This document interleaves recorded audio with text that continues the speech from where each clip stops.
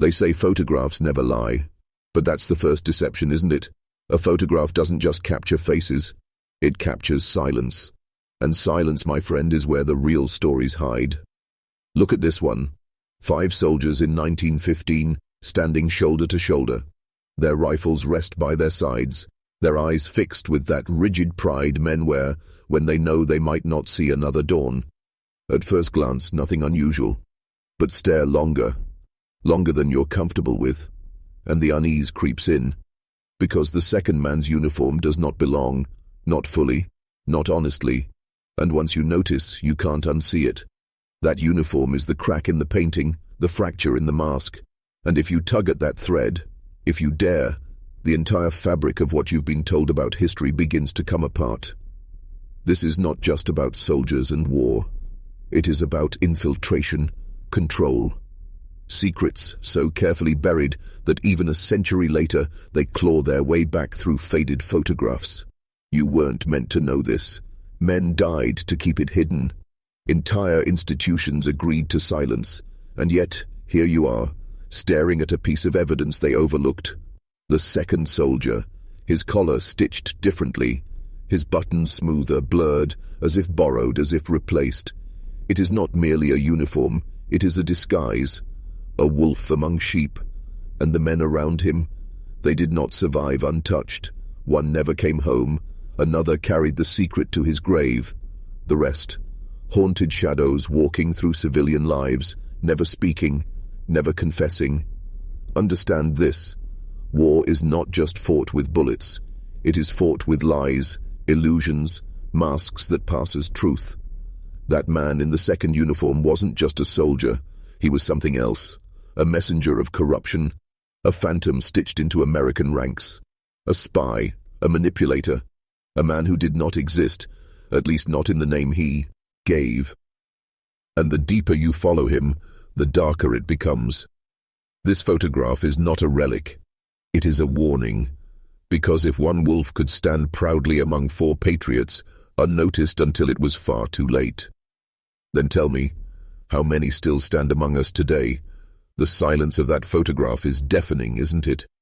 5 men frozen in time, but one does not belong. His presence is a fracture, and once you see it, the whole world seems to shift. This is no longer a story about a war long ended.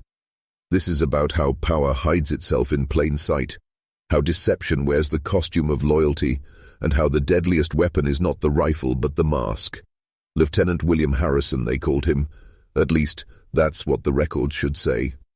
But search the rosters of the 30th Division, the regiment he supposedly came from, and you'll find nothing.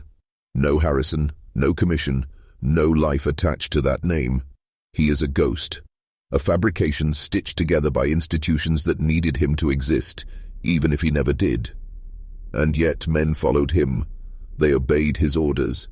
They trusted him in the dark fields of no man's land. Imagine that for a moment, entrusting your life to a shadow. But shadows have weight, don't they? They leave traces. A misplaced accent in the dead of night. A stitching line on a shoulder board that doesn't match the standard issue. A set of buttons that gleam differently under the camera's lens. Tiny flaws that whisper louder than a shout if you know how to listen. Cooper knew. Dawson suspected. O'Brien recorded. And yet, they were trapped. To expose him outright meant admitting they had already been infiltrated. To accuse him without proof risked turning suspicion into mutiny. So they watched. They waited. And one by one, they began to realize the uniform was not the only thing about Harrison that didn't fit. Do you see the pattern now? Institutions will always bury the uncomfortable truth. When soldiers returned home, the records listed Cooper's death as killed in action. Clean, neat, sanitized. But O'Brien's diary tells a different story. A throat cut in the woods, silence hanging over the camp, whispers that never made it to the reports. That is how the machinery works. It does not erase the truth. It smothers it, buries it, cloaks it until only fragments remain for the obsessive to dig up decades later. The second soldier's uniform is not a mistake. It is a message, and those who recognized it paid the price. Look closer. Not with your eyes, with your instincts. You can feel it, can't you? The photograph doesn't just show men, it speaks in a language older than words. Jenkins, Dawson, Cooper, O'Brien, their gazes hold pride, exhaustion, and the weary acceptance of death's shadow. But the second man, Harrison, his gaze is different. Cold, calculating. His eyes don't belong to the brotherhood of soldiers. They belong to an observer, a man who is there but not of them, watching, measuring, recording. Why was he there? That's the question that stalks this story like a predator in tall grass. A false name, a false uniform, yet somehow he slips into their ranks with ease. How? Because institutions wanted it that way, because control demands infiltration, because the war, like every war, was not about freedom, not about honor, but about testing the boundaries of manipulation. The Germans sent spies across enemy lines. The Americans did the same. But Harrison was different. He wasn't just gathering information, he was shaping outcomes, leading men into raids where his knowledge was too precise, guiding them into ambushes no one else could have foreseen. And then there was the German prisoner, barely more than a boy, captured and dragged into camp, until his eyes locked on Harrison's face. That moment cannot be dismissed as coincidence. The boy recognized him. He knew what he was looking at. He shouted in German, trembling, pointing. Harrison silenced him, insisted on interrogating him alone. When he emerged, his mask was slipping, his face pale, his silence heavier. What truth passed between them in that hour? Whatever it was, the others never heard it. But Cooper noticed. Dawson noticed. And both of them would never again look at Harrison the same way. The official record says nothing. The diary whispers everything. Soldiers wrote in the margins what governments dared not admit. Caught the lieutenant speaking German in his sleep, perfect accent. Tell me, does that sound like a man who picked it up from prisoners? Or does it sound like the moment his disguise cracked, revealing the wolf beneath? That's what makes this story dangerous, because it's not just about one spy. It's about how fragile the line between loyalty and betrayal really is, and how easy it is for a system to let the wolf in, so long as he serves their purpose. The night Cooper uncovered the truth was not marked by trumpets or revelation. It was marked by silence, the kind of silence soldiers know too well, when the guns have quieted for just long enough that the air feels wrong. Cooper was meticulous, a man of order, a sergeant who kept his eyes on the details. And it was in the details that Harrison began to unravel.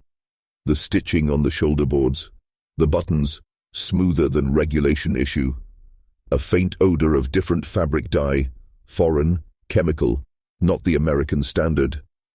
Cooper handled thousands of uniforms, knew the feel of authenticity in his fingertips. And what he touched on Harrison's tunic told him one thing. This man wasn't wearing what he was supposed to. His uniform was not issued, it was altered. And when uniforms lie, men lie too. O'Brien's diary, the last honest witness to those days, describes how Cooper whispered his suspicions to Dawson. They didn't confront Harrison. No, they were too, careful for that. Instead, they waited, observing, stacking proof upon proof. Then, one evening, Cooper found what sealed the matter. Hidden in Harrison's bedroll, beneath layers of stitched fabric, were papers, not American, not even British, but German. Real identity, Wilhelm Hartzmann, rank, Oberleutnant, Imperial German Army, an infiltrator who had walked into American ranks as if the doors had been left open just for him. Imagine Cooper in that moment. The weight of the discovery crushing him. He wasn't just holding enemy documents, he was holding the life of every man in his unit, because if Hartzmann knew their plans, their routes, their commanders, every step they took might already belong to German artillery. Cooper should have gone straight to command, he should have exposed him, but he didn't. Instead, he confided in Dawson, maybe Jenkins, maybe even O'Brien. Why? Because he already knew the truth. that once secrets reach institutions, they vanish. Reports get buried, witnesses silenced, and traitors, sometimes protected. Cooper wrote a note that night, tucked into his wallet, meant for military intelligence. He never lived to deliver it. The next morning he was found in the woods, throat cut, officially recorded as killed in action. Convenient, clean, and Harrison, gone, vanished into the fog of war like a ghost dissolving into smoke. The photograph taken days earlier was the last time they all stood together. 5 soldiers, but only 4 were truly American. The second uniform was a mask, and Cooper's blood was the price of noticing it. The record says Cooper died honorably, cut down in a German skirmish. But that's a lie polished clean for the history books. O'Brien's words tell the darker truth. There was no gunfire that night, no shelling, no battle. Only Cooper's body, sprawled in the mud, throat opened like an offering. The way he was found, it was surgical, deliberate, not the chaos of war, but the silence of execution. A soldier doesn't die like that by accident. Someone had been close, someone had planned, someone had silenced him, and in that silence, Harrison was gone. He didn't desert in panic. Deserters leave a trail, stolen rations, dropped cartridges, the hesitation of a man unsure of where to run. Harrison's absence was clean, too clean, no signs of struggle, no stolen supplies. His pack, his rifle, his kit, all accounted for, as though he had simply stepped out of existence. That, O'Brien wrote, was the part that broke the men's minds. You can understand a bullet, a bayonet, a mortar. You can't understand a man vanishing into air. The days after Cooper's death twisted the survivors. Jenkins drank himself near blind, staring at the group photograph like it might speak if he stared long enough. Dawson refused to sleep in the barracks, swearing he heard Cooper's voice warning him in the dark. O'Brien himself became obsessed, not just with the betrayal, but with the photograph. He claimed it changed, that if you looked long enough at Harrison's face, the smile began to warp, the shadows on his jaw shifted, his eyes sharpened. Not the eyes of a comrade, but the cold precision of an observer, dissecting, memorizing. The officers dismissed it all. Stress, fatigue, shell shock. Easy words to cover unease, but here's the part they couldn't bury. Harrison's name never appeared again. Not in casualty lists, not in prisoner records, not even in the enemy's roll. Wilhelm Hartzmann, the man behind the mask, left no trace in German archives. It was as if he had never existed, or worse, as if he had been erased. O'Brien's last entry chills the blood. He wrote, "I am certain now Cooper did not stumble upon Harrison's secret. Harrison let him find it, as if Cooper were chosen to be the first to know, and chosen to be the first to fall." The photograph, O'Brien swore, was cursed, that by keeping it, they had kept Harrison with them. That one day, when their eyes grew tired, they'd look again and notice, not 5 soldiers, not 4, but something else, something standing where Harrison had been. O'Brien's obsession with the photograph turned into madness. At first he kept it folded inside his diary, hidden like a wound he couldn't let heal. But the longer he carried it, the more it pressed on his mind. He described it as though the paper itself breathed. The edges curled differently at night. The ink seemed darker in the moonlight than in the sun. And Harrison, the man who should not have been, remained sharp, too sharp, as if the photograph refused to let time blur his image. The others began to notice. Dawson swore the photograph grew heavier each time O'Brien passed it into his hand. Jenkins refused to touch it altogether, muttering drunken prayers whenever it surfaced. "It's not paper," he told O'Brien. "It's a window, and you don't look through windows in wartime unless you want something looking back." Then came the whisper. O'Brien wrote that one night, while staring at the photograph by lantern light, he heard a sound. Not in his ears, but inside his head. A low murmur, words too faint to catch, but steady, unrelenting.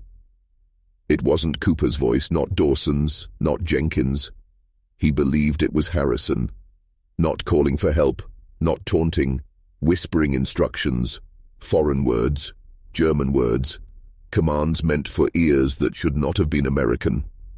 When O'Brien tried to burn the photograph, the match died in his hand. Not a gust of wind, not damp. The flame simply snuffed itself out the moment it neared the paper. Dawson tried tearing it once in a drunken rage, but the photograph would not rip. His fingernails broke before the fibers gave way. They all knew then.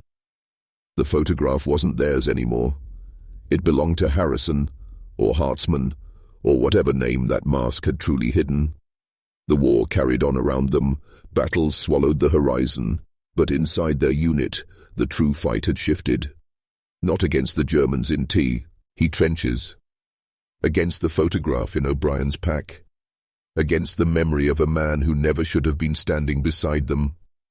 O'Brien's final warning in that section of his diary is written with a shaking hand.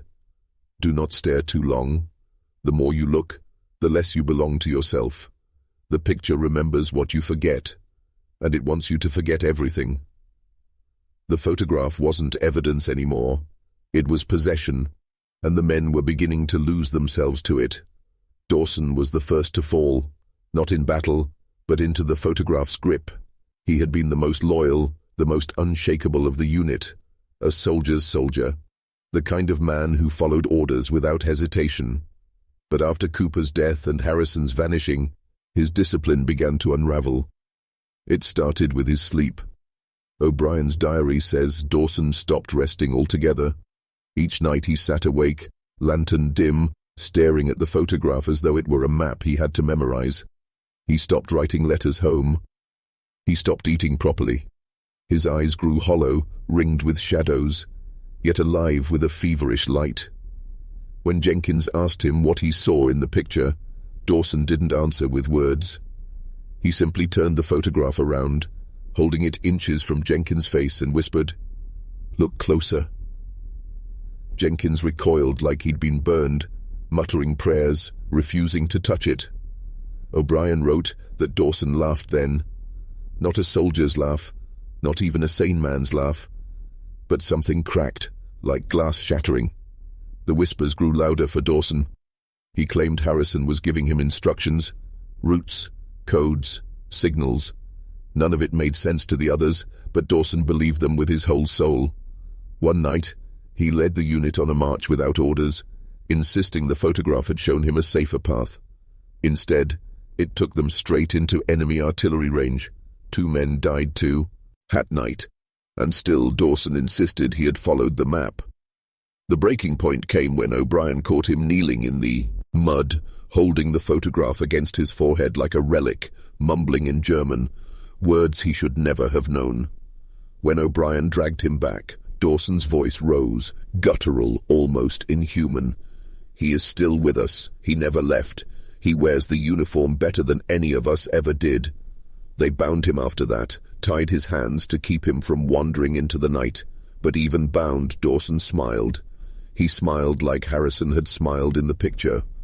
And O'Brien swore he saw the photograph flicker in the lantern light, the edges of Harrison's mouth curling wider, feeding off Dawson's madness. Dawson didn't die on the battlefield. He died staring at that cursed image, lips cracked into a grin that didn't belong to him. O'Brien wrote one final line about Dawson's end. "The picture does not steal you all at once. It teaches you how to belong to it, and then it keeps you." Jenkins was different. He didn't fall into the photograph with devotion like Dawson. He fell through fear. From the moment Cooper's blood stained the earth, Jenkins refused to meet Harrison's eyes in the picture. He would drink until he blacked out, rather than let his gaze drift across that frozen smile. But fear has its own gravity. The more he tried to turn away, the more the photograph pulled at him, whispering from the edges of his mind. O'Brien wrote that Jenkins began to hear footsteps at night. Not the shuffle of boots on mud, not the restless stirrings of soldiers. No, these were measured steps, crisp, deliberate, echoing in places where no man walked. He swore Harrison was pacing outside their quarters, just beyond the canvas, waiting. Once, when Jenkins stumbled outside with his rifle, he fired 3 shots into the dark, screaming that he saw the other uniform moving in the tree line. The officers dismissed it. Fatigue, they said again. But O'Brien knew better. Jenkins hadn't seen a German soldier. He had seen Harrison. The drinking got worse. He couldn't hold his hand steady anymore, couldn't load a rifle, couldn't march straight. But what unsettled the unit most was the way he began to pray. Not in English, not even in Latin. Words no one recognized spilled from his mouth, trembling, desperate. O'Brien wrote that once, while trying to calm him, Jenkins suddenly grabbed him by the collar and hissed, "He wants us all in the photograph, that's where he's building his army." By then, Dawson was already gone to madness, and Jenkins was slipping into paranoia. The officers threatened court-martial, but it didn't matter. Jenkins had stopped fearing bullets. He only feared the photograph. He began begging O'Brien to burn it, to bury it, to lose it in the mud of the trenches. Yet when O'Brien tried, Jenkins screamed, clawing at his arms, yelling that destroying it would only bring Harrison closer. Fear had turned him into contradiction, desperate to be rid of it, yet terrified of letting it go. The end came suddenly. One night, after downing half a bottle of whiskey, Jenkins stumbled out into the night alone. O'Brien followed the sound of his muttering, but by the time he reached him, Jenkins was already kneeling in the mud, staring at the empty air, whispering as though someone stood right in front of him. "Not me," he begged. "Take them, not me." At dawn they found him face down in the river, his body tangled in the reeds. Officially, drowning. Unofficially, O'Brien wrote it best. Jenkins didn't fall into the water. He was pulled. The river took him the same way the photograph does. Quiet, merciless, inevitable. By the time Jenkins drowned, O'Brien was the only one left who still held his mind together. Dawson had given himself to the photograph. Jenkins had been consumed by fear, and Cooper was buried in silence. That left O'Brien, and the photograph, PH itself. He could no longer convince himself it was just paper, just ink, just a moment frozen in time. It watched him. He knew it. At first it was subtle. He would glance at the picture and feel that Harrison's eyes had shifted slightly, just enough to meet his own. When he tried to dismiss it, when he told himself it was exhaustion or grief, the picture waited. Patient, predatory. Each time he returned, the illusion grew stronger. One evening he swore the shadow beneath Harrison's chin was darker, like a hand reaching up from the void to grip his throat. The whispers returned too, faint at first, a murmur in the corner of his thoughts. But unlike Dawson, O'Brien didn't hear orders. He heard reminders, memories that weren't his, faces of soldiers he had never met, names he had never spoken. He would jolt awake from nightmares knowing entire maps of Europe, troop placements, cipher keys. Knowledge that no American sergeant should ever hold, knowledge that felt planted. He began to wonder, was Harrison feeding him these thoughts, or had the photograph itself become the channel of something older, something darker than one spy in a false uniform? His hands trembled when he wrote in his diary now. He confessed to tearing out pages, hiding them, burying them in the mud, so no one could read the things the photograph made him write. And yet, each time he returned to the diary, those pages were back, restored. The handwriting was his, but the words were not. Whole passages in German sprawled across the margins, though O'Brien swore he didn't know the language. What terrified him most was the smile. Harrison's smile. O'Brien wrote that it had grown, subtly, almost imperceptibly, yet undeniably wider than before. The teeth showed now, pale and sharp. It was no longer the smile of a soldier caught mid-laughter. It was something hungrier. O'Brien began to fear sleep, because when he closed his eyes he didn't dream of the battlefield anymore. He dreamed of the photograph, not as paper, but as a door that was opening, and behind it, Harrison waited, uniform perfect, eyes like cold steel whispering, "One by one you will stand with me." O'Brien knew then The photograph wasn't keeping Harrison in the past. It was pulling the living toward him. O'Brien's final attempt to destroy the photograph was an act of desperation, not courage. He waited until nightfall, when the camp was half asleep, the officers drunk on stolen wine, and the guns at the front had gone quiet. He carried the photograph out past the perimeter, into the shell-torn woods, where even the owls no longer called. His diary describes the moment in trembling script. It felt heavier in my hand, not paper but stone. I thought I could hear breathing in the folds. He tried fire first. He struck a match and held it to the corner, but the flame bent away, as if the photograph exhaled against it. He tried water next, wading into the stream and pressing it beneath the surface. The current pulled at his arms, but when he lifted it back up, the paper was dry. Perfect. Untouched. Then came the worst attempt. The knife. O'Brien pulled his bayonet and pressed the edge into the smiling face of Harrison. The metal screeched, sparks flaring, as though he were cutting against iron. The blade snapped clean in two, and in that exact instant, O'Brien swore he heard laughter. Not out loud, not from the trees, but inside his chest. A laugh that did not belong to him. In his diary he admitted something he had never confessed before. I think it wants me to try. It wants me to believe I can fight it, because each failure draws me closer to its truth, that there is no leaving it, that destruction is impossible, that possession is the only outcome. Panicked, O'Brien ran. He left the broken blade, left the stream, clutching the photograph against his chest, as though it might bite if he dropped it. When he returned to camp, Dawson's body was already stiff, Jenkins was in the ground, and the officers pretended not to see his shaking hands.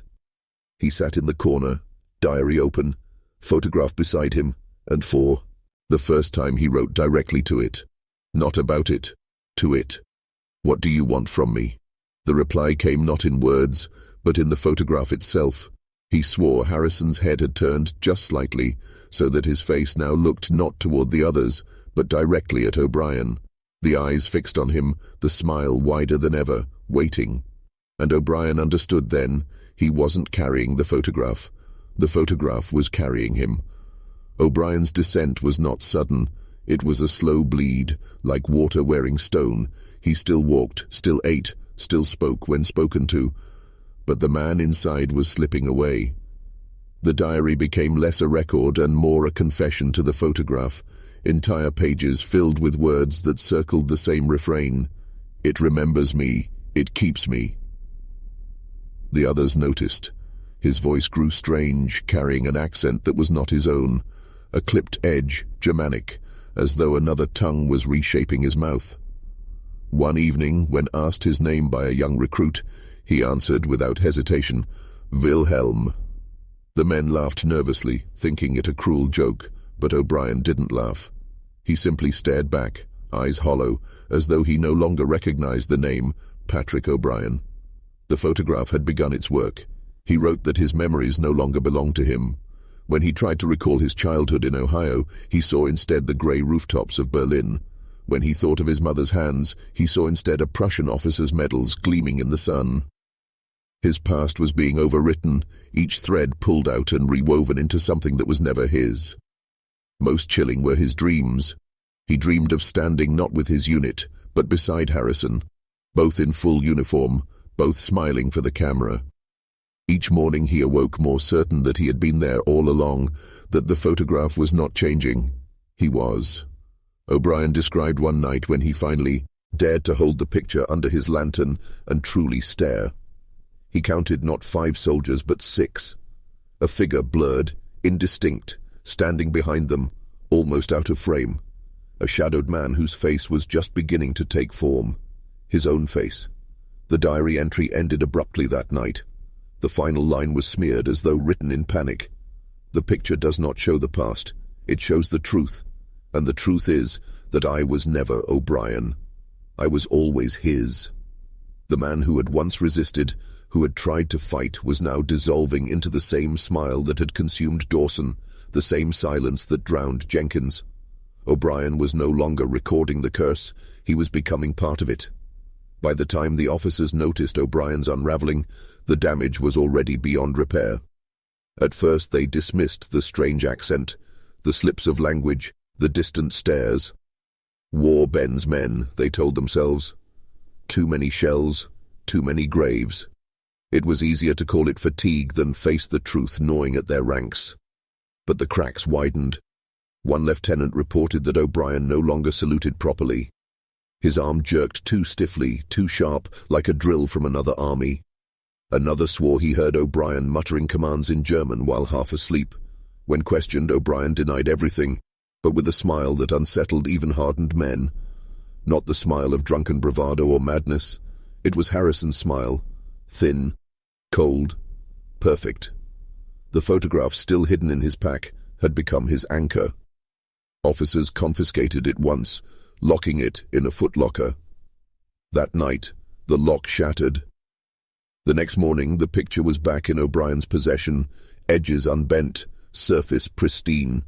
The officer who had taken it woke screaming, convinced someone had been standing at the foot of his bed all night watching.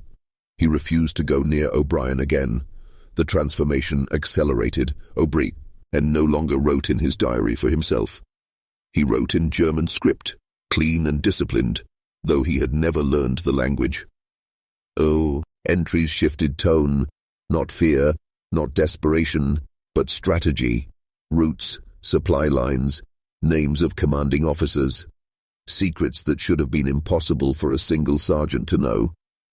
The men whispered that O'Brien wasn't O'Brien anymore. They said he moved differently, his posture straighter, his gaze sharper, as if another man wore his skin. Jenkins's drunken warning returned to them like a prophecy. He wants us all in the photograph. That's where he's building his army. The officers finally made their decision.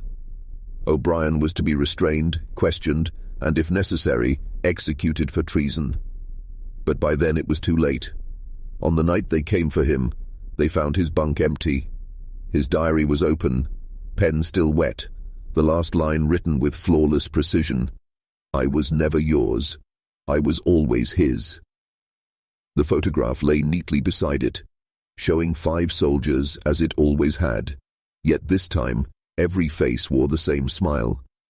The disappearance of O'Brien marked the fracture point, the moment the regiment crossed from the brutality of war into something altogether darker.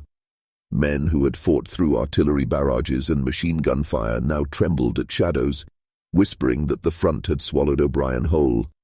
But others believed something far more unsettling, that he had stepped into the photograph itself. The first to notice were the quartermasters. O'Brien's belongings were burned, as was the custom for deserters and the suspected corrupt. Yet the diary returned 3 nights later, resting atop a crate of ammunition. The ink was fresh, pages filled with entries dated after his disappearance. It recorded events of battles yet to happen, ambushes, weather patterns, even the deaths of men whose names were still alive in the roster. Within a week, each prediction unfolded exactly as written.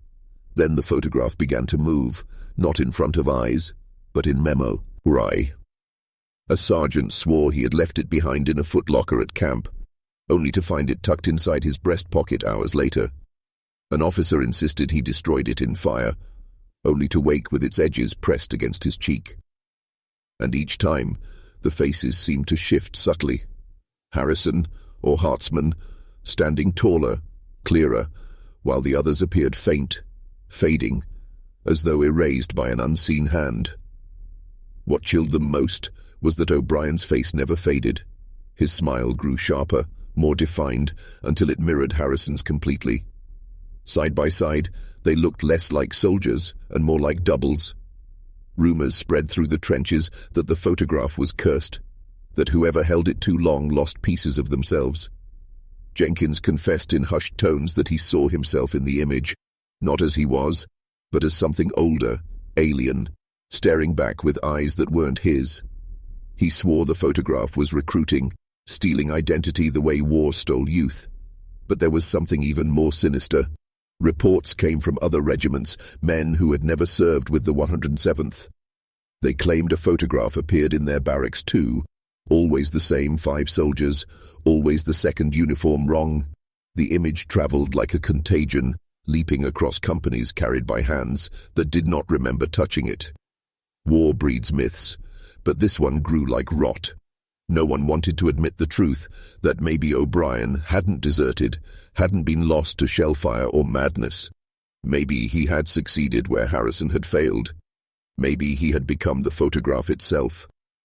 When the photograph reached command, it was no longer just a soldier's superstition.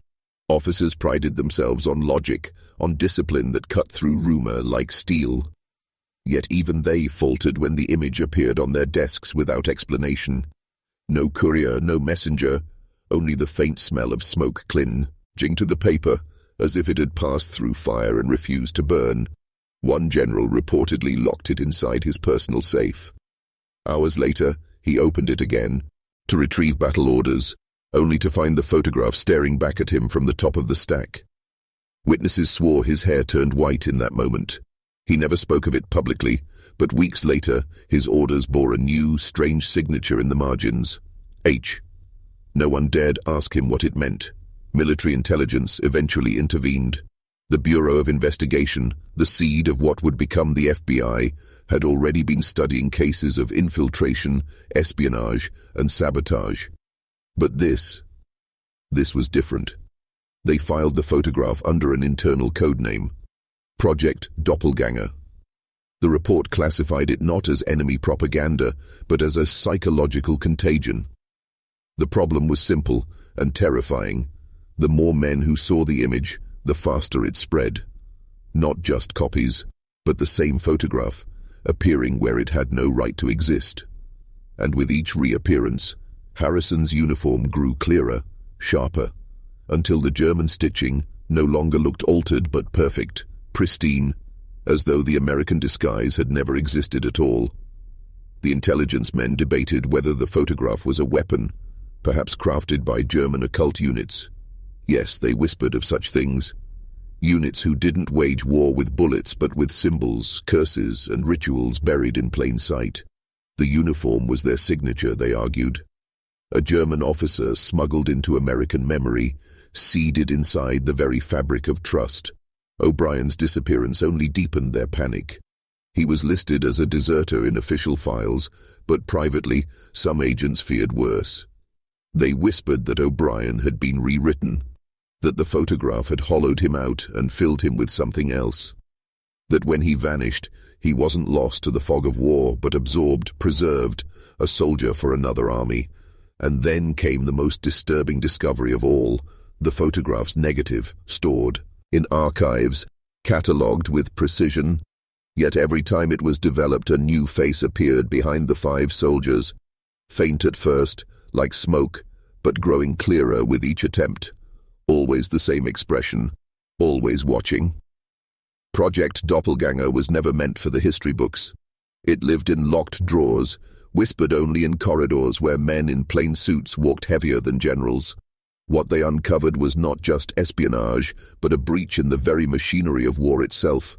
The photograph was no mere curiosity. It was an infection. Each time the negative was developed, the hidden figure in the background sharpened, as though drawing strength from human attention. What began as a wisp of shadow became the outline of another soldier, faceless but uniformed. And with every attempt, the Bureau noted changes in those who handled it. Officers forgot their own names mid-sentence. Clerks swore they heard whispers in German inside their skull. One archivist slit his wrists after insisting that the man in the back finally spoke. Yet the most chilling connection came when researchers cross-referenced the photograph with other wartime records. They found at least 9 separate units across the Allied front reporting strange infiltrators, officers who appeared suddenly with no paperwork, guiding raids with uncanny precision, only to vanish weeks later. Different names, different faces, but the same description always emerged. The wrong uniform, sewn too carefully, buttons that gleamed too smooth. The Bureau's conclusion was one they dared not commit fully to paper. They suggested that Harrison, or Wilhelm Hartmann, was not a single man, but a program. A system of infiltration passed like a contagion from one host to the next, leaving a trail of false officers behind enemy lines. The photograph, they feared, was the key. Not a record of history, but a device of transmission, embedding the infiltrator deeper each time it was viewed.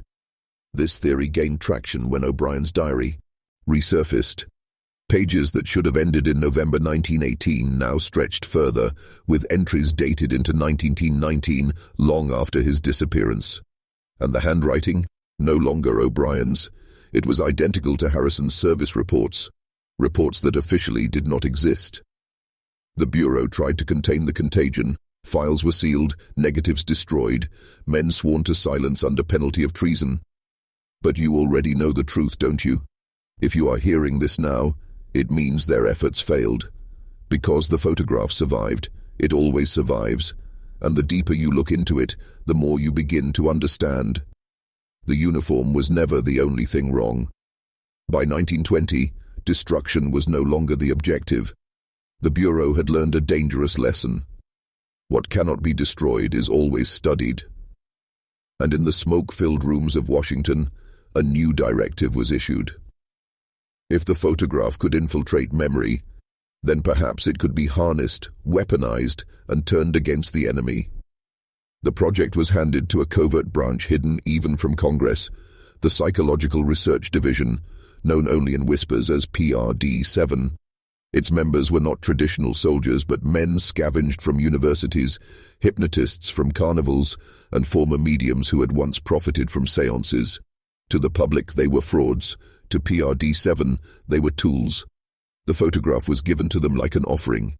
Their task: to reproduce its effect, to summon the same contagion on command.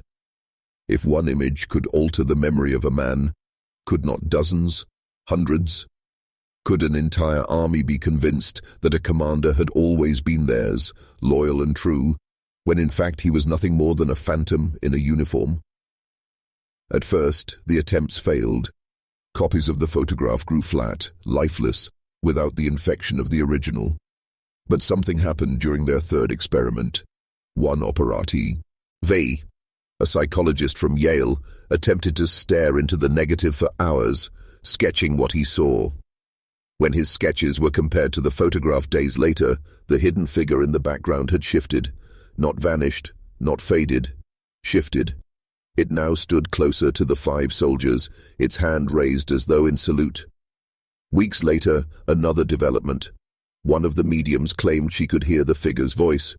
She described it as not German, not English, but a guttural language that made her jaw ache to reproduce. PRD-7 recorded her words on wax cylinders. When played back, the sound bent the needles of their equipment, carving grooves that spiraled like fingerprints instead of straight lines. The conclusion was unavoidable. The photograph was not a simple weapon of morale, nor even a trick of German occult science. It was a doorway, and every time they opened it, the thing inside stepped closer. Some in PRD-7 wanted to stop. Others insisted they were on the edge of a new era of psychological warfare. They argued, why kill an enemy with bullets when you could erase him with memory, overwrite him with loyalty to a ghost? But what none of them understood, what none of them could admit, was that the photograph was no longer waiting for permission. It was already moving, already rewriting, already choosing. The descent began quietly. PRD-7 believed they were in control, that the photograph's influence could be contained inside their laboratory walls. They were wrong. The first sign came when guards began saluting the empty hallway outside the archive chamber. When questioned, they insisted a commanding officer had just passed by. A tall man with Harrison's face, his uniform crisp, his boots echoing on the tile. But surveillance logs showed nothing. No footsteps, no man. Only the guard's unwavering certainty that he had been there. Then came the disappearance. A clerk assigned to catalogue the photograph's movements failed to report for duty. His logbook was found on his desk, open to a half-written sentence. He is standing The ink trailed into a jagged line as though the pen had been snatched mid-stroke. His apartment was later searched. Inside the wardrobe hung a German officer's coat, spotless, freshly pressed. But the clerk had never served a day in uniform. The mediums fared worse. One by one, their minds unraveled. They reported seeing Harrison not in photographs but in mirrors, shop windows, even puddles on the floor. One scratched her eyes out, shrieking that he won't leave the glass.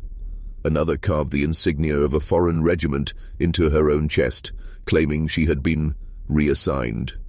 PRD-7 tried to hide the failures, but rumors spread. Soldiers stationed near the facility whispered of a figure walking the grounds at night, saluted by some and ignored by others. Those who ignored him never lasted long. Transfer requests, sudden breakdowns, even suicides. The statistics climbed, and still, the division pressed on, for in the eyes of certain officials, this was no failure. This was proof. Proof that memory itself could be rewritten, that loyalty could be bent, that identity could be erased and replaced like ink on a page. A new kind of weapon, invisible, undeniable. But the infiltrator was not bound to their ambitions. Each experiment gave him form, each gaze fed him strength. And soon, the men of PRD-7 began to whisper what none dared write. That Harrison was not just appearing in their world. He was recruiting, and once a man swore loyalty to him, no oath to country could undo it. By the spring of 1921, PRD-7 was collapsing under its own creation. Reports arrived daily of soldiers across distant bases saluting officers no one else could see. Some units swore that Harrison himself was issuing orders, handwritten and sealed with stamps that matched military protocol. Yet the ink glistened wet even after hours, as though it had just been written. The contagion was spreading beyond the walls of the facility. Entire platoons began questioning their own commanders, whispering that the real orders came from the man in the sharper uniform. And when confronted, those soldiers produced photographs, impossible photographs, of Harrison standing among them in mess halls, in parade grounds, even in funerals of men he could not have known. Each image bore the same faint distortion, the background soldiers looking just slightly away, as if unwilling to face what the camera had caught. The Bureau panicked. Directives were issued to burn all evidence, to erase names, to silence witnesses. But purges only deepened the paranoia. Men who had once fought together began to suspect each other of being loyal to Harrison's phantom command. Friend turned against friend. A company in New Jersey mutinied outright, insisting their colonel had been replaced. The rebellion was crushed, but not before dozens of soldiers died shouting a name that was never supposed to exist outside secret files: Project Doppelganger. Inside PRD-7, discipline disintegrated.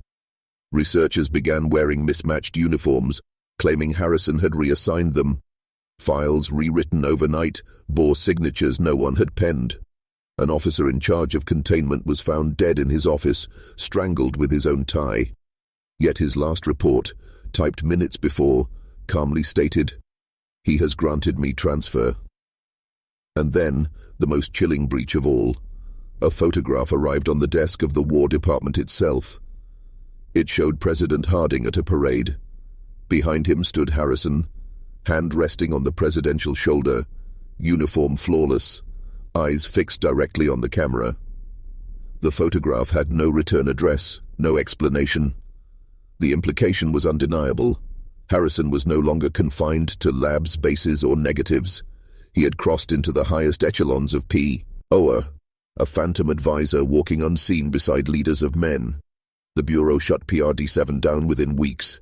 Records were buried, witnesses reassigned, and the facility locked under armed guard. Officially, the project never existed. But the soldiers who had seen him, who had saluted him, never stopped believing. And belief, as PRD-7 had learned too late, was the only fuel he required. It did not stop with the soldiers. By the winter of 1921, whispers of Harrison slipped into civilian life like smoke through cracks in old brick. Families of servicemen wrote letters to the War Department, asking why their sons mentioned a new officer, one who made them feel safer than anyone else. Mothers described finding unfamiliar photographs tucked inside folded uniforms, their sons standing proudly, shoulder to shoulder with a stranger, whose face they swore they had never seen before. In small towns near decommissioned bases, the sightings grew stranger. Shopkeepers claimed that a tall officer in a polished uniform paid for goods with coins so pristine they looked freshly minted, only for those coins to tarnish black within hours. Farmers spoke of a man who walked their fields at dusk, boots leaving no prints in the mud. A tailor in Baltimore was driven mad after sewing a set of uniforms that refused to hang empty, as though someone invisible was already wearing them. The Bureau tried to suppress the rumors, but fear is a language that spreads faster than censorship. Local newspapers began printing stories of the Phantom Major, headlines dismissed as tabloid nonsense. Yet eyewitness accounts were too precise, too consistent, always the same description: Harrison's height, his flawless uniform, his gaze that seemed to pierce through the one who dared meet it. The most disturbing reports came from children. In Philadelphia, a school teacher found her students drawing the same figure during art lessons, a man in a uniform, standing just beyond the edge of the page, half faded as if he were stepping out of the paper. None of the children had fathers in the military. When asked who the man was, their answers were chillingly uniform. He told us not to forget him. For the Bureau, this marked the point of no return. If Harrison could infect the imagination of children, if he could rewrite memory outside the ranks of the military, then the contagion was no longer national security. It was cultural erosion, the slow substitution of history itself. But even as officials scrambled, even as orders for silence spread like wildfire, one truth gnawed at those who had seen him. Harrison was not merely appearing, he was organizing. Civilians spoke of gatherings in abandoned halls, where men and women swore allegiance to a figure who stood in shadows, his voice low, his promises intoxicating. And the uniforms, always the uniforms. Perfectly pressed, waiting on chairs, as though prepared for recruits who had not yet arrived. By 1922, the Bureau was no longer chasing a haunting. They were staring at the birth of a movement. Harrison was not content to flicker at the edges of memory. He was building something solid, something organized.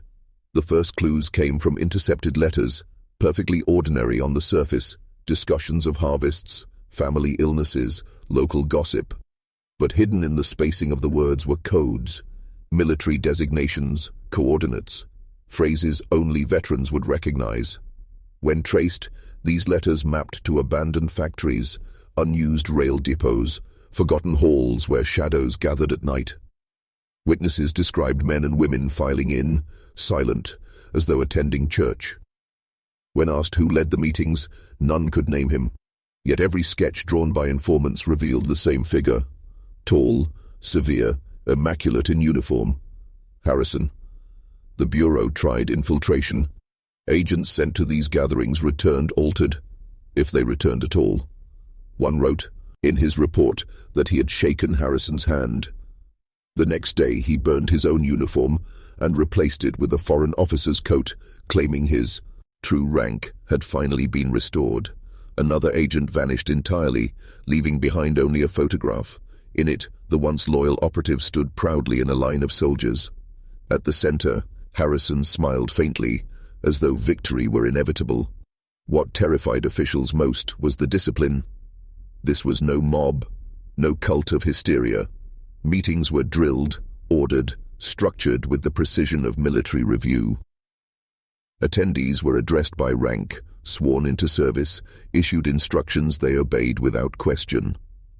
A shadow army was being assembled in the heart of America, invisible to anyone who had not seen the photograph. Reports reached Washington of entire communities slowly bending to Harrison's presence. A sheriff in Ohio refused orders from the governor, insisting he answered only to the major. In Virginia, factory workers abandoned their shifts, later found drilling in fields with rusted rifles. In Kansas, a preacher declared that Christ's second coming had already arrived. Dressed not in robes but in the uniform of a soldier, history could not erase. And always at the edges of these accounts were photographs. Sometimes delivered anonymously, sometimes discovered in locked drawers or between pages of family Bibles. In each, Harrison's image grew sharper, his uniform more flawless, his presence undeniable. The Bureau realized too late. They had not contained him, not studied him, not suppressed him. They had incubated him. Harrison was no longer a man, no longer a photograph. He was becoming a chain of command. By 1923, the infection breached the final barrier: politics. The gatherings in abandoned halls were no longer fringe, no longer whispers among veterans and widows. Now, elected officials themselves were speaking of Harrison in private, some even swearing they had met him in smoke-filled chambers where legislation was drafted. The Bureau's surveys uncovered patterns too precise to ignore. Bills were being introduced in state legislatures, worded in identical language across different states, each calling for expanded authority of auxiliary security units. The proposals were signed by men who had never corresponded, yet the phrasing matched line for line, as though dictated by a single voice. Behind closed doors, that voice was always described the same way: calm, commanding, spoken with the cadence of a career officer: Harrison. In Washington, staffers began noticing photographs tucked into official files. Committee reports, military budgets, even census records contained images that did not belong.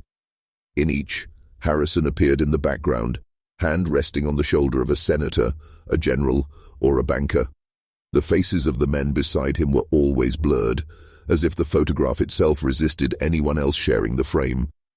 The most chilling case came when a congressman from New York collapsed during a speech. When his pockets were searched, investigators found a folded photograph stained with sweat. In it, Harrison stood at the House podium, delivering the very address that the congressman had just attempted to give.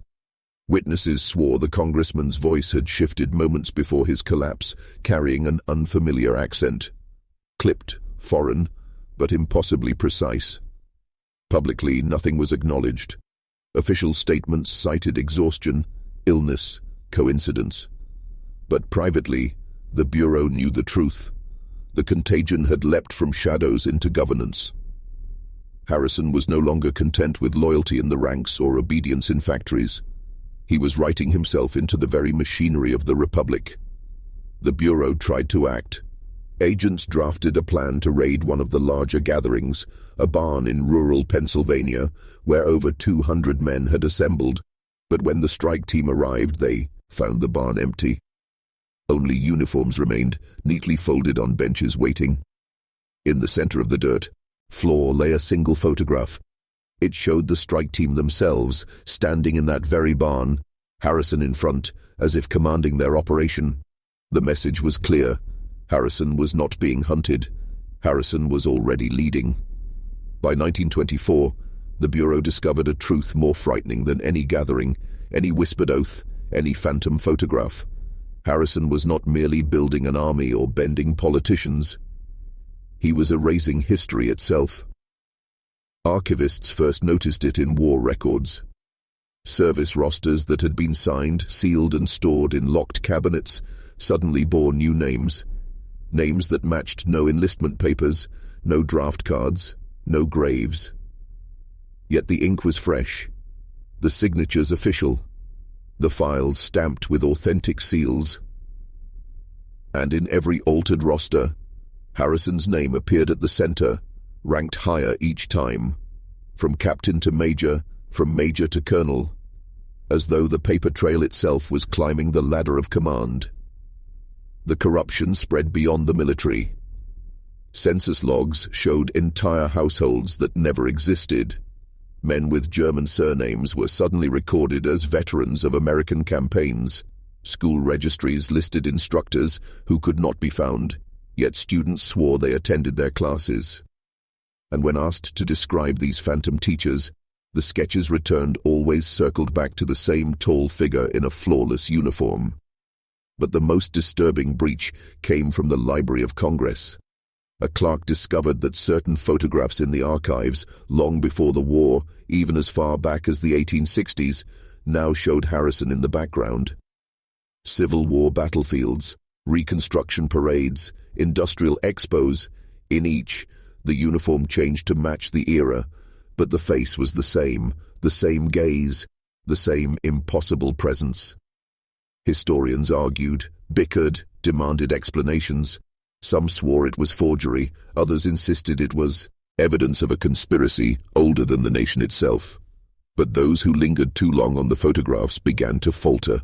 One professor resigned mid-lecture, declaring that he had been given new orders. Another vanished entirely, his office left in perfect order, except for a photograph on his desk showing him saluting Harrison beside the Lincoln Memorial. The Bureau tried desperately to control the leaks, but information is a tide that cannot be stemmed.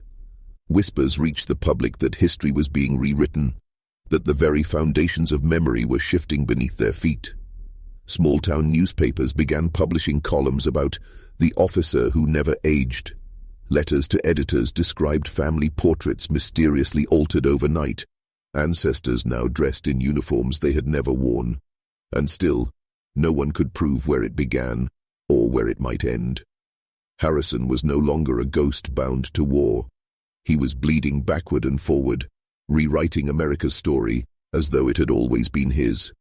The most terrifying realization was whispered only in locked rooms. What if he had always been there? What if the war was not his beginning, but merely the moment we first noticed him? By 1925, the fracture could no longer be ignored. Harrison was not just rewriting records, he was bending memory itself, carving new realities into the minds of those who lived them. The first cases were subtle. Veterans insisted their units had been commanded by Harrison, though no such records existed. Families recalled fathers, brothers and sons returning from war with medals personally pinned to their chest by him. But when shown photographs of those ceremonies, the images wavered. Sometimes Harrison was present, sometimes not. The same print would alter depending on who held it, as though the photograph itself bent to belief. Then the fractures deepened. Towns disagreed more, and their own history. In Ohio, one community claimed Harrison had personally overseen the dedication of their war memorial. Another insisted the monument had stood for decades before his name was ever spoken. In both cases, photographs existed, each appearing authentic, each contradicting the other. Scholars called it forgery. Locals called it truth. Worse still were the individual breakdowns.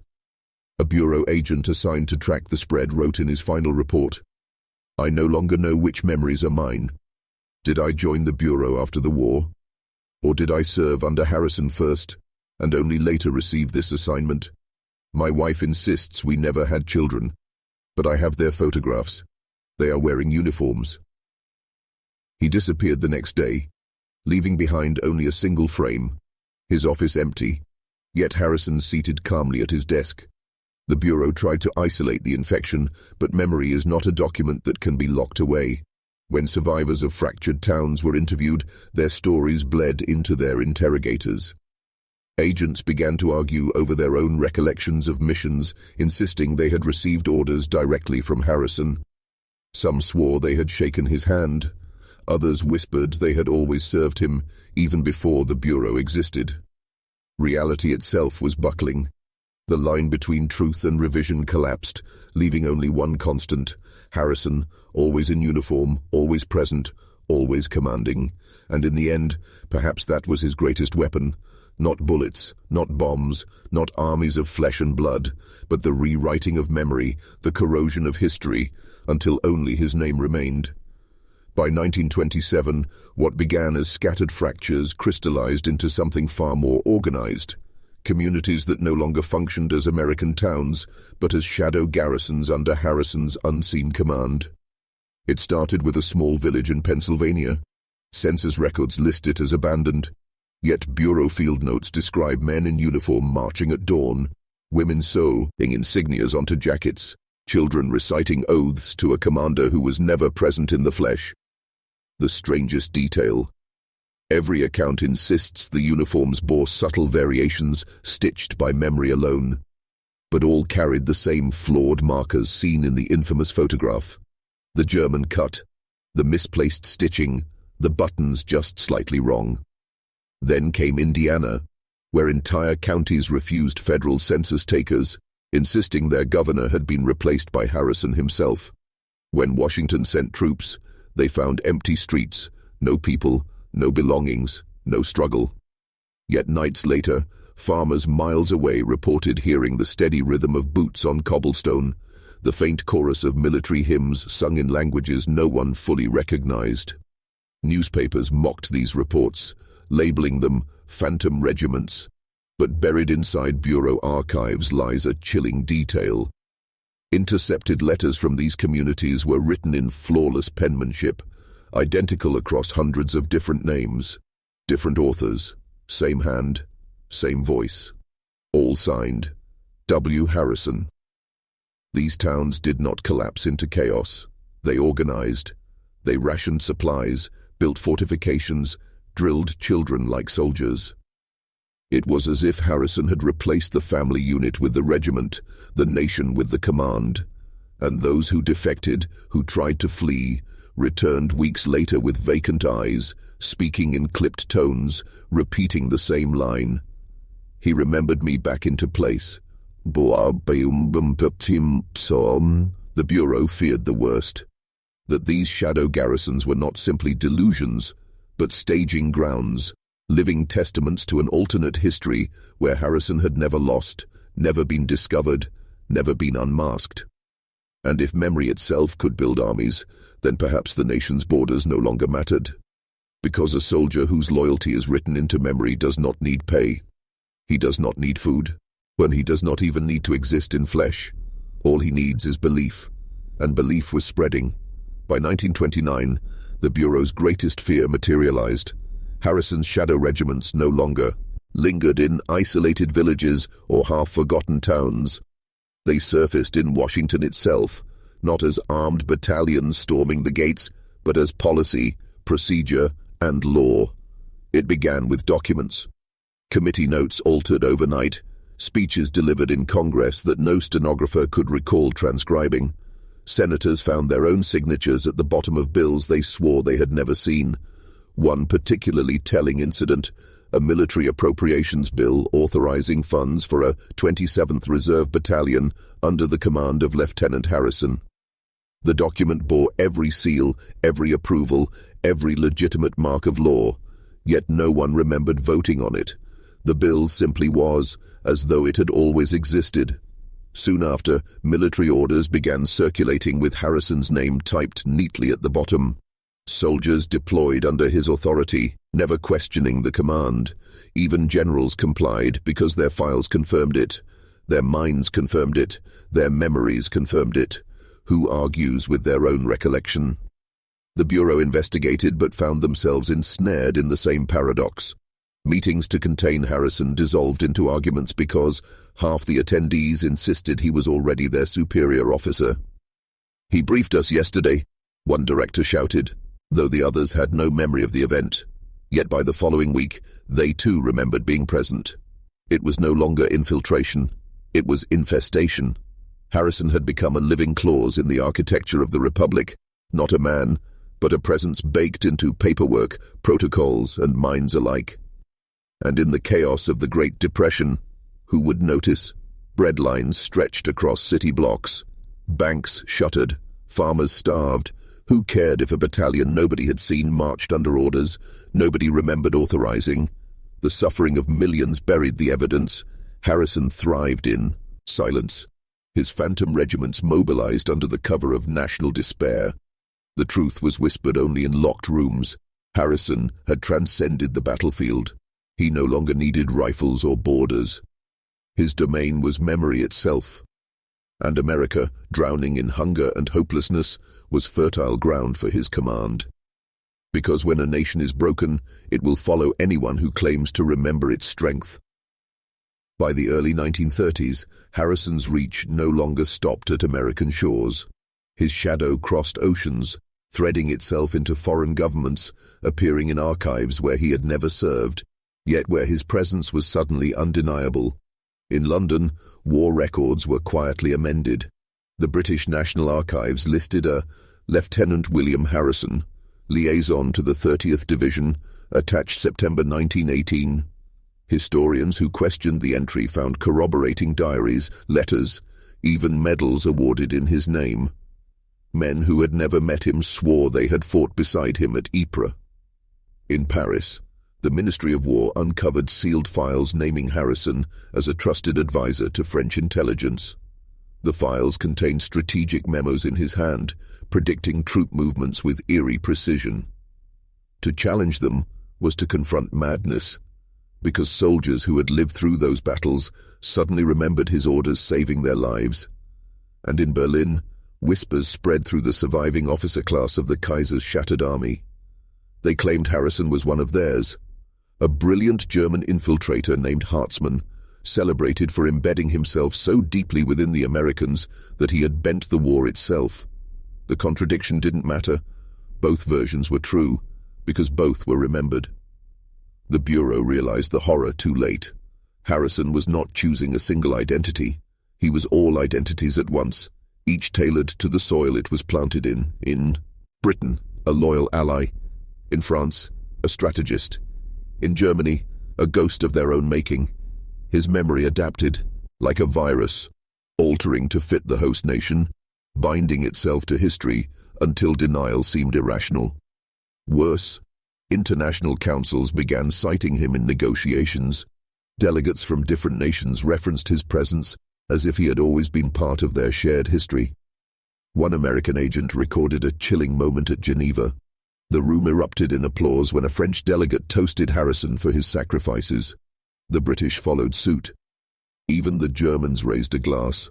My God, they all believe in him. The Bureau's nightmare was clear. Harrison had broken free from America's fractured memory. He was no longer a national infection. He was becoming global law.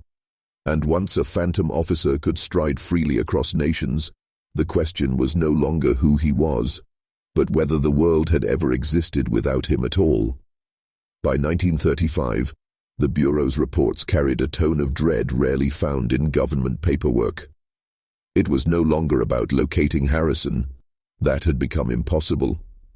The concern was how entire political movements were beginning to orbit around his phantom presence. In Italy, young fascists chanted his name in parades, not as William Harrison, but as Guillermo Erasmo, a supposed strategist who had advised Mussolini in the shadows. Photographs emerged, grainy, indistinct, but showing a tall figure at balcony edges, always slightly turned from the camera, his face blurred as if the film itself resisted capturing him. In Spain, during the Civil War, both Republican and nationalist factions produced documents crediting him with early organizational support. Somehow, Harrison existed simultaneously in their archives, a friend of Franco in one collection, a defender of the Republic in another. Neither side doubted their version.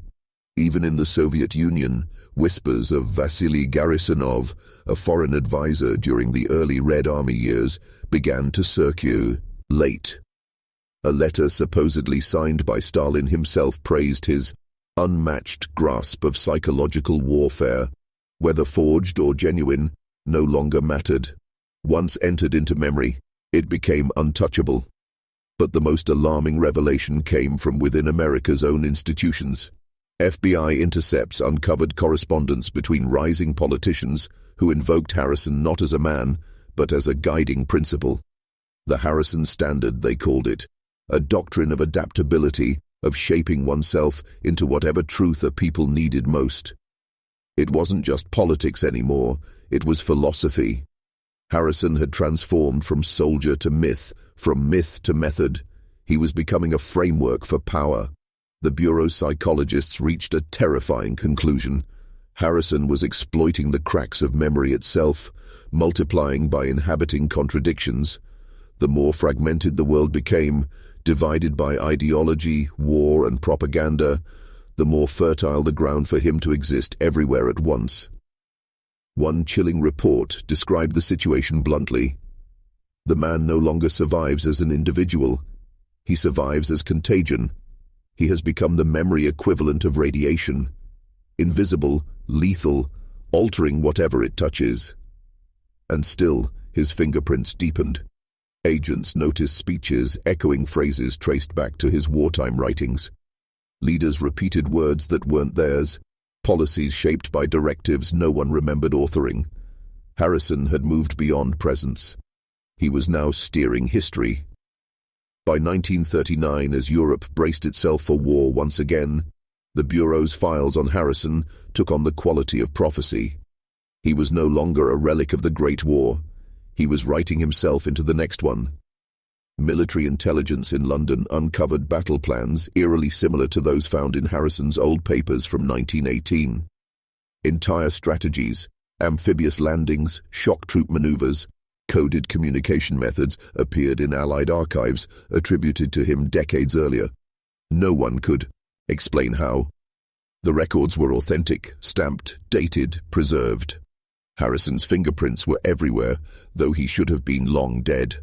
When Poland fell, whispers began circulating that the Wehrmacht was executing a campaign designed by a foreign ghost. Some German officers spoke of Hartwell, a shadow strategist who had perfected blitzkrieg in secret notes dating back to the First World War. Others swore the name Harrison had been spoken in Berlin, a consultant with uncanny foresight who slipped through the cracks of official history. But it wasn't only the Axis. In Washington, Roosevelt's aides stumbled across an internal memo, unsigned, typewritten, and archived as early as 1937, outlining the exact sequence of events that would drag America into war. The memo bore the same strange phrasing that traced back to Harrison's wartime writings. To ignore it was impossible. To accept it was worse. By the early 1940s, his presence became undeniable in the Pacific as well. Japanese officers told stories of an American ghost advisor who appeared in the records of the Imperial Army, teaching psychological warfare, describing enemy morale, predicting naval losses with chilling precision. No one agreed on his name, but the descriptions aligned. The Bureau's analysts realized something horrifying. Harrison was not merely adapting to fractured memories. He was pre-positioning himself into future events. His ghost had stepped off the battlefield of 1918 and was writing himself into 1939, 1941, 1944, as if time itself had become his new archive. Soldiers began remembering him before battles even happened. In Normandy, some veterans claimed an officer named Harrison briefed them weeks prior, handing them maps that matched their actual landings to the inch. Yet no such officer appeared on rosters, no such maps were ever printed. The Bureau's conclusion, written in a sealed report never released to the public, was perhaps the darkest line ever committed to U.S. intelligence paper. We are no longer documenting history. We are documenting its author. By the summer of 1944, Harrison was no longer a whisper. He was an architect buried inside the bones of war itself. In the planning rooms of Operation Overlord, Allied commanders swore they recalled a tall, gaunt officer who briefed them on the tides of Normandy. He was said to have spoken with absolute certainty. Which beaches would hold, which cliffs would bleed, which towns would break the German lines. Yet when the rosters were reviewed, no such man appeared. Still, after the landings, soldiers toasted to Major Harrison, their phantom savior who had led them ashore. Meanwhile in Berlin, surviving SS officers gave testimony after the war that a mysterious Oberst Hartwell had advised Hitler's staff during the darkest days. He argued for one last push at the Ardennes, the Battle of the Bulge, promising it would fracture Allied morale. Documents in Nazi archives confirmed his name, his signature, his recommendations. And yet, simultaneously, Allied archives contained his name on the very plans designed to counter the Ardennes offensive. Harrison existed in both camps, urging both attack and defense, ensuring that his fingerprints remained on whichever outcome history chose. But perhaps the most disturbing manifestation occurred in the Pacific. U.S. officers preparing for the invasion of Japan uncovered sealed instructions predicting casualties so catastrophic that the atomic bomb seemed the only alternative. The report bore Harrison's peculiar phrasing, the same clipped diction that had followed him since 1918.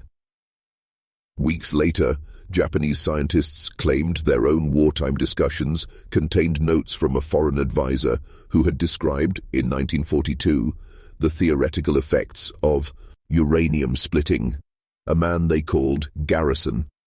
When Hiroshima burned, the Bureau filed its most chilling entry yet. The phantom was present at the dawn of fire. Both sides remember him there. By 1945, victory came. Yet the generals toasted not only Roosevelt, Churchill, or Stalin, but a shadow. In countless recollections, men remembered Harrison standing at the edge of triumph, a figure who seemed always to be leaving the room just as the photographers arrived. The war was over, but Harrison had outlived it, embedding himself into every victory, every loss, every weapon unleashed. He was the strategist who had never died, the advisor who served both allies and enemies, the ghost who shaped the greatest conflict of mankind. The Bureau's last wartime assessment read like a confession, not a report. We won nothing. Harrison won everything. He belongs now to the century, and the century belongs to him. The war may have ended in 1945, but Harrison did not end with it. He simply shifted forms, pouring himself into the next stage of conflict, the Cold War. When the CIA was founded in 1947, its earliest files already bore his mark. Training manuals included passages nearly identical to Harrison's old wartime notes on psychological manipulation and contagious memory. New recruits swore they remembered an instructor by that very name, Harrison, who lectured them on how to control a story so completely that truth became irrelevant. Yet no instructor was ever recorded on payroll. In Moscow, the KGB archives tell the same story. A foreign operative remembered as Vasily Garisonov appeared in their early records. He supposedly taught counterintelligence officers the very same strategies their American rivals were learning, word for word. Soviet veterans swore they had studied under him, even carried forged identification papers he provided. They could describe his face in detail. None of them ever agreed on the same details. By the early 1950s, coups began bearing his fingerprints. In Iran, whispers circulated of a shadow advisor who told both the CIA and British MI6 that Prime Minister Mossadegh's removal would stabilize the region. After the coup succeeded, locals swore an American named Harrison had orchestrated the crowds. Yet British records identified him as a liaison from their own foreign office, while Iranian intelligence swore he had been one of them all along. In Guatemala, 1954, the same pattern. Rebels claimed they followed plans from Colonel Harrison, an American strategist. U.S. officials later denied it, insisting no such man was involved. But then, where did the leaflets come from? The ones signed in his distinctive clipped language, the ones predicting victory with unshakable certainty. And always, his name grew heavier. Harrison was no longer a phantom soldier. He was an idea moving through governments like an infection. Bureau agents described him as a self-perpetuating cipher, a symbol people summoned when history demanded an architect in the shadows. One chilling report from Langley in 1958 stated, "The Russians believe he works for the Americans. The Americans believe he works for the British. The British believe he works for no one but himself. And all three are correct." By the dawn of the Cold War, Harrison had become something worse than a man. He was the logic of power itself. By the early 1960s, Harrison's presence was no longer confined to whispers of coups or training manuals. He had crept into the very heart of annihilation, the nuclear standoff that threatened to erase the world. In Washington, declassified memos from the Kennedy administration reference a Colonel Harrison as an advisor during the tense weeks of the Cuban Missile Crisis. Staffers swore they attended his briefings in the Pentagon, where he laid out Soviet launch sites with eerie accuracy, describing exact ranges and casualty estimates before reconnaissance planes ever confirmed them. When questioned later, no one could find his name on security clearance lists. Still, several aides remembered him leaning over the maps, his voice calm, insistent, as though he already knew the outcome. But in Moscow, their own archives told a mirror story. Soviet generals described an American defector, Vasily Garisonov, who warned them of Washington's likely naval blockade, urging Khrushchev to hold firm. The generals remembered him attending war councils, smoking American cigarettes, speaking Russian with a strange, stilted accent. His predictions matched almost exactly the advice Harrison had given in Washington at the same time. Two capitals, two versions of the same man. Both sides believed they had him. Both sides claimed he was theirs. And both sides credited him with preventing the catastrophe. Yet, the Bureau saw something far darker. Harrison was not preventing destruction. He was calibrating it. Both sides remembered him steering them away from the brink, but never too far, just close enough for terror to set in, for humanity to live under the permanent shadow of the bomb. It was as if he wanted the world balanced on a knife's edge, fear frozen into permanence, history locked in tension. One report from Langley, dated 1964, put it bluntly. He is no longer a phantom soldier or strategist. He is the custodian of the nuclear age. He ensures survival not for humanity, but for himself. For as long as the world fears destruction, his presence remains necessary. When Khrushchev was removed from power, rumors spread that Harrison had been seen in both Washington and Moscow within the same week. His shadow was now not bound by nations, ideologies, or even logic. He had become the invisible hand on the doomsday clock, ensuring it never struck midnight, but never moved far from it either. The Bureau no longer asked who Harrison was. They asked instead, what does Harrison want the world to become? By the 1970s, Harrison had seeped beyond governments and wars.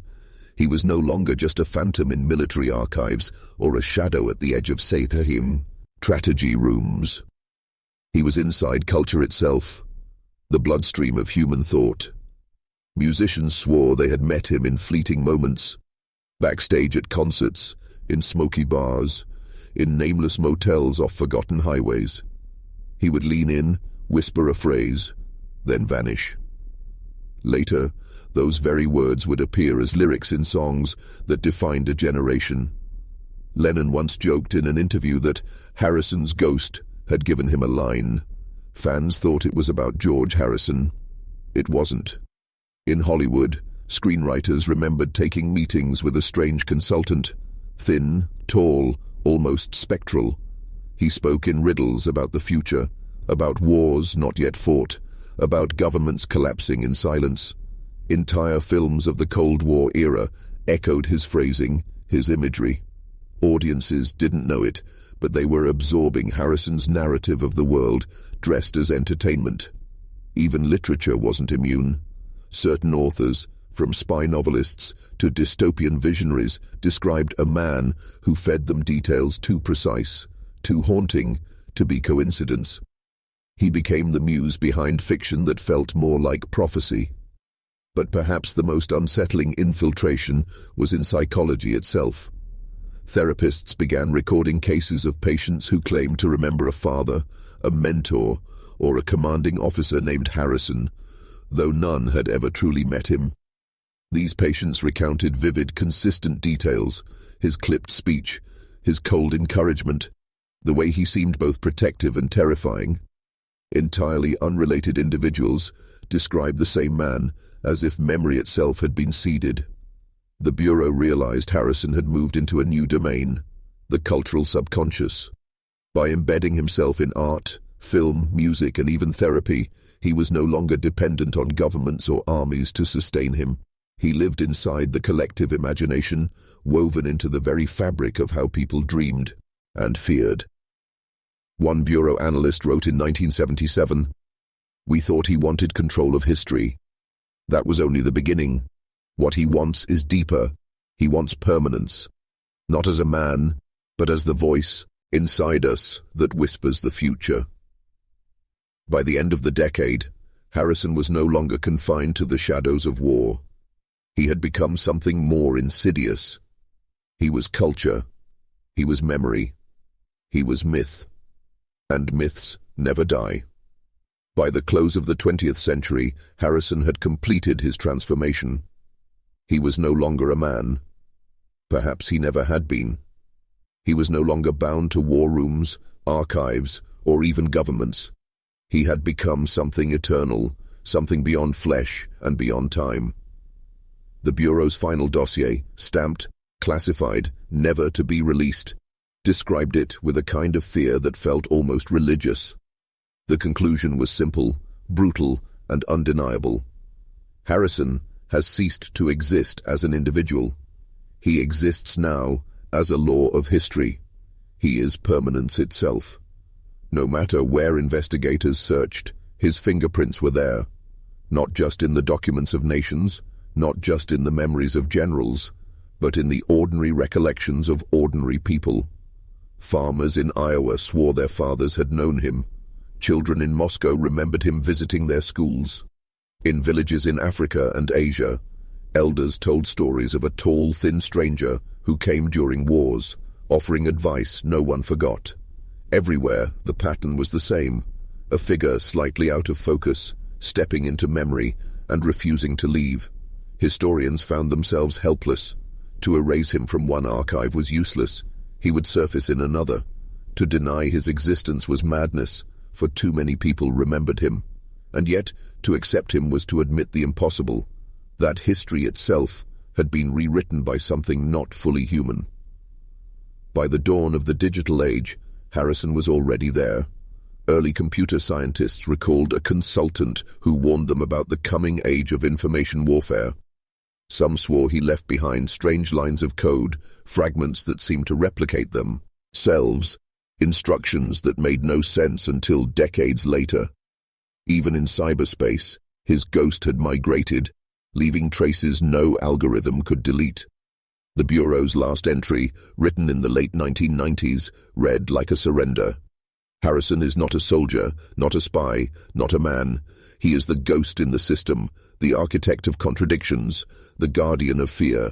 He exists because we remember him, and we will always remember him. Therefore, he will never die. And so the world carried on, never realizing that its history, its culture, its very memory had been shaped by a phantom, a name written into eternity. William Harrison, the man who was never born, the man who never died, the man who became history itself.